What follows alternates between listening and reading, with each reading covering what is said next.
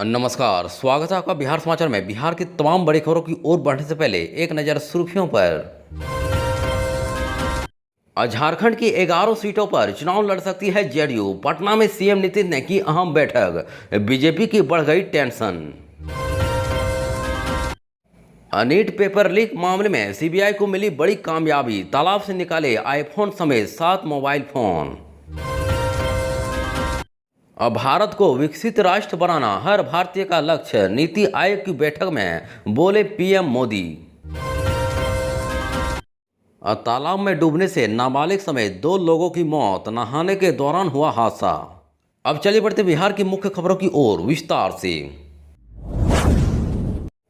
इस वक्त की बड़ी खबर, जेडीयू को राष्ट्र पार्टी बनाने की दिशा में पार्टी के राष्ट्रीय अध्यक्ष और मुख्यमंत्री नीतीश कुमार ने पहल कर दी है। वहीं झारखंड में इस साल होने वाले विधानसभा चुनाव में जेडीयू पूरी तरह मजबूती के साथ मैदान में उतरने की रणनीति बना रही है। वहीं इसको लेकर मुख्यमंत्री ने शनिवार को पटना में झारखंड जेडीयू के प्रदेश अध्यक्ष खीरू महतो समेत पार्टी के अन्य नेताओं के साथ बैठक की। दरअसल झारखंड में होने वाले विधानसभा चुनाव में जेडीयू ने भी मैदान में उतरने का फैसला लिया है। कहा जा रहा है कि जेडीयू झारखंड के 11 सीटों पर विधानसभा का चुनाव लड़ सकती है। वहीं शनिवार को मुख्यमंत्री ने झारखंड के प्रदेश अध्यक्ष खीरू महतो समेत अन्य नेताओं के साथ बैठक कर चुनाव को लेकर रणनीति तय की। वहीं बैठक के दौरान मुख्यमंत्री ने सभी पार्टी पदाधिकारियों को कहा कि वह विधानसभा चुनाव की तैयारी में जुट जाएं। दरअसल बैठक में शामिल होने के बाद झारखंड जेडीयू के प्रदेश अध्यक्ष खीरू महतो ने कहा कि वैसे तो जेडीयू झारखंड की सभी सीटों पर चुनाव की तैयारी कर रही है, लेकिन पार्टी झारखंड में भी बीजेपी के साथ गठबंधन में रहकर चुनाव लड़ेगी। वहीं सीटों के बंटवारे को लेकर पार्टी के कार्यकारी अध्यक्ष संजय झा बीजेपी के शीर्ष नेताओं से बातचीत कर रहे हैं। वहीं सूत्रों के मुताबिक झारखंड प्रदेश अध्यक्ष खीरू महतो ने 11 सीटों पर लिस्ट नीतीश कुमार को सौंप दिया है। अब बता दें कि झारखंड की 81 विधानसभा सीटों पर इसी साल के अंत में चुनाव होने हैं। ऐसे में चुनाव को लेकर सरगर्मी तेज होती जा रही है और माना जा रहा है कि सीटों के बंटवारे को लेकर बीजेपी की टेंशन बढ़ने वाली है। इस वक्त की बड़ी खबर, नीट पेपर लीक का तार लगातार अलग अलग राज्यों से जुड़ता रहा है। इसी कड़ी में अब इस पेपर लीक मामले का तार एक बार फिर धनबाद से जुड़ा है। वहीं सीबीआई की टीम ने धनबाद के कंबाइंड बिल्डिंग से पवन कुमार नामक युवक को पकड़ा है। उसके बाद सीबीआई की टीम इनको साथ लेकर झरिया के सुदामडी थाना क्षेत्र के नुनुडी स्थित शहीद गुरुदास चटर्जी फुटबॉल मैदान के समीप भाट तालाब पहुंची, जहां दोनों की निशानदेही पर स्थानीय गोताखोरों की मदद से करीब 3 घंटे के प्रयास के बाद तालाब से एप्पल के 2 आईफोन समेत 7 से अधिक टूटे हुए मोबाइल फोन को बरामद किया गया। वहीं इन सभी मोबाइल फोन को सीमेंट की बोरी में बांधकर तालाब में फेंका गया था। वहीं सीबीआई की टीम ने सुदामडी और पाथरडी पुलिस की मौजूदगी में सभी मोबाइल फोन अपने साथ ले गए। दरअसल सूत्रों से मिली जानकारी के अनुसार तालाब से मिले मोबाइल फोन से ही लीक पेपर और उनके उत्तर परीक्षार्थियों तक पहुंचाए गए थे। अब बता दें कि जानकारी के अनुसार पेपर लीक में सीबीआई की कार्रवाई देखकर आरोपियों ने मोबाइल फोन को बोरी में इंसुलेटर और तार से बांधकर तालाब में फेंक दिया था, ताकि कभी भी उसकी जानकारी नहीं मिल सके। बोरी खोलने पर टूटे हुए मोबाइल फोन और 2 इंसुलेटर मिले, जिसे बोरी में डालकर तालाब में फेंका गया था। हालांकि छापेमारी टीम और पुलिस ने इस विषय में कुछ भी बताने से इनकार किया है। इस वक्त की बड़ी खबर, दिल्ली में शनिवार को प्रधानमंत्री नरेंद्र मोदी की अध्यक्षता में नीति आयोग की बैठक आयोजित की गई। वहीं बैठक को संबोधित करते हुए पीएम मोदी ने 2047 तक भारत को विकसित राष्ट्र बनाने के लक्ष्य को बताया और कहा कि राज्य इस लक्ष्य को हासिल करने में अहम भूमिका निभा सकती हैं।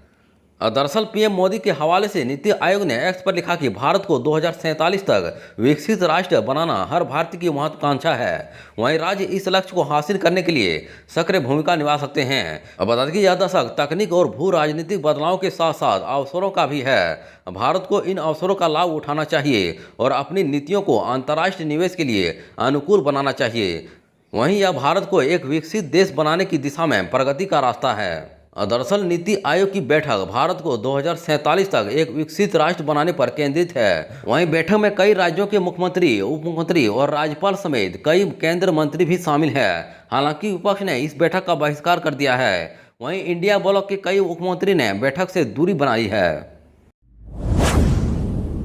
इस वक्त की बड़ी खबर, खगड़िया में तालाब में स्नान करने के दौरान एक नाबालिग समेत 2 लोगों की डूबने से मौत हो गई है। वहीं इस घटना के बाद मृतक के परिजनों में कोहराम मच गया है। वहीं पूरे गांव में काफी देर तक चीख पुकार मची रही। दरअसल खड़गिया के मोरकाही थाना इलाके के भीड़ियाही पोखर के पास आज दर्दनाक हादसा हुआ है, जहां पोखर में नहाने के दौरान डूबने से एक नाबालिग लड़के समेत 2 की मौत हो गई है। वहीं 2 लोगों की मौत की खबर सुनकर घटनास्थल पर लोगों की भारी भीड़ जमा हो गई। वहीं स्थानीय लोगों की मदद से दोनों का शव पोखर से बरामद कर लिया गया है। मरने वालों में 20 साल का प्रभाकर कुमार और 13 साल का सूरज कुमार शामिल है, जो 2 अलग अलग गांवों का रहने वाले थे। प्रभाकर बछौता का जबकि सूरज भदास गांव का रहने वाला था। दरअसल बिहार को विशेष राज्य के दर्जे के मुद्दे पर सियासी हंगामा खत्म होने का नाम नहीं ले रहा है। वहीं बिहार विधानसभा का मॉनसून सत्र खत्म होने के बाद अब कांग्रेस ने इसे लेकर सड़क पर उतरने का ऐलान कर दिया है।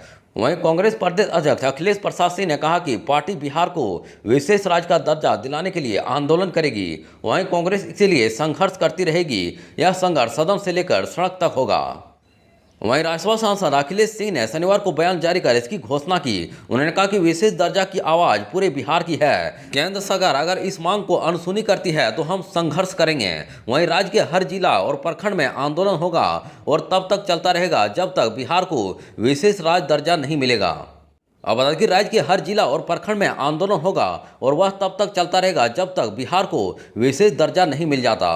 उन्होंने कहा कि केंद्र सरकार अगर समझ रही है कि बिहार को विशेष दर्जा देने के लिए संवैधानिक प्रावधानों में परिवर्तन करना जरूरी है तो इसमें देर नहीं करनी चाहिए। उन्होंने स्पष्ट किया कि बिहार सहित पूर्वोत्तर के सभी राज्यों के विकास के लिए कांग्रेस संघर्ष करेगी। अब बता दें कि इस सप्ताह बिहार विधानसभा के मॉनसून सत्र के दौरान भी सदन में विशेष दर्जे को लेकर भारी हंगामा हुआ था। वहीं प्रमुख विपक्षी दल आरजेडी और कांग्रेस समेत वाम दलों ने इस मांग को लेकर सरकार के खिलाफ प्रदर्शन किया। इस कारण कई बार सदन की कार्यवाही स्थगित भी करनी पड़ी थी। दरअसल बीते सोमवार को लोकसभा में जेडीयू सांसद के सवाल का जवाब देते हुए केंद्र सरकार की ओर से स्पष्ट कर दिया था कि बिहार को विशेष राज्य का दर्जा नहीं दिया जाएगा। अब बिहार के सभी यूनिवर्सिटी में होगी बीसीए, बीबीए और बीबीएम की पढ़ाई, शिक्षा विभाग ने भेजा लेटर। दरअसल बिहार के वोकेशन कोर्स की पढ़ाई करने की चाहत रखने वाले युवाओं के लिए यह काफ़ी काम की खबर है। वहीं अब सूबे के सभी यूनिवर्सिटी में व्यावसायिक कोर्स में दाखिले की अनुमति मिल गई है। वहीं शिक्षा विभाग ने सभी कुल सचिवों को इस आशय का पत्र भेजा है। दरअसल अभी एक सत्र 2024 और 25 के लिए ही अस्थायी तौर पर मान्यता दी गई है। वहीं विभाग ने नामांकन की प्रक्रिया को पूरी तरह पारदर्शी बनाने का निर्देश दिया है। इससे पहले अनुमति नहीं मिलने से नामांकन का मामला अटका हुआ था। दरअसल राज्य भर के 50,000 विद्यार्थी दाखिले से वंचित थे।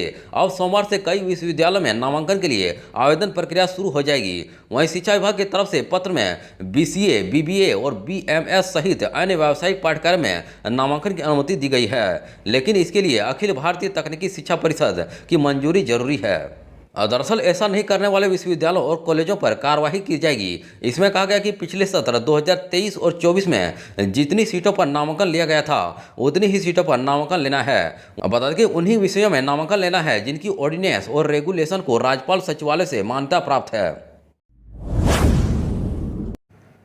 तिरहुत सीट पर उपचुनाव के लिए चुनाव आयोग ने शुरू की तैयारी। देवेश चंद्र ठाकुर के सांसद बनने से खाली हुई सीट। दरअसल विधान परिषद में स्नातक कोटे की तिरहुत सीट रिक्त है। उस सीट पर उपचुनाव के लिए निर्वाचन आयोग द्वारा प्रक्रिया शुरू कर दी गई है। वहीं इसी कड़ी में नई मतदाता सूची बनाने के लिए पहली सार्वजनिक नोटिस सोमवार को जारी की जाएगी। दरअसल विधान परिषद में देवेश चंद्र ठाकुर तिरहुत सीट का प्रतिनिधित्व कर रहे थे। वे परिषद के सभापति भी थे। वहीं इस बार लोकसभा चुनाव में सीतामढ़ी से सांसद चुन लिए जाने के बाद विधान परिषद की सदस्यता से वे त्यागपत्र देख चुके हैं। लिहाजा अब इस सीट पर उपचुनाव की नौबत बनी है। ऐसे में यहां चुनाव की अधिसूचना जारी होने के पहले नई मतदाता सूची बनाने के लिए पहली सार्वजनिक नोटिस सोमवार को जारी की जाएगी।